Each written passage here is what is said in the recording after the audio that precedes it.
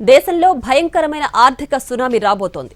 మరో ఏడాదిలో ప్రధాని మోడీ రాజీనామా చేయబోతున్నారు అంటూ సంచలన వ్యాఖ్యలు చేశారు రాహుల్ గాంధీ. ఢిల్లీ ఇందిరా భవన్లో ఆదివాసీ జాతీయ స్థాయి సమావేశంలో పాల్గొన్న ఆయన కేంద్రంపై ఫైర్ అయ్యారు.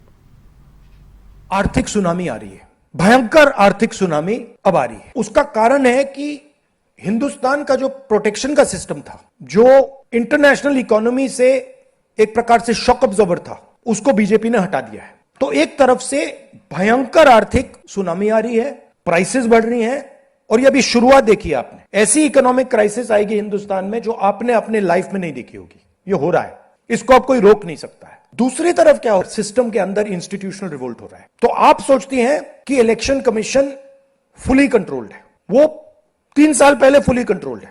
चीफ इलेक्शन कमिश्नर के मैसेजेस मेरे पास आ रहे हैं, head of intelligence system, senior judiciary, सारों के सारे रिवोल्ट कर रहे हैं, इंफॉर्मेशन दे रहे हैं हमें।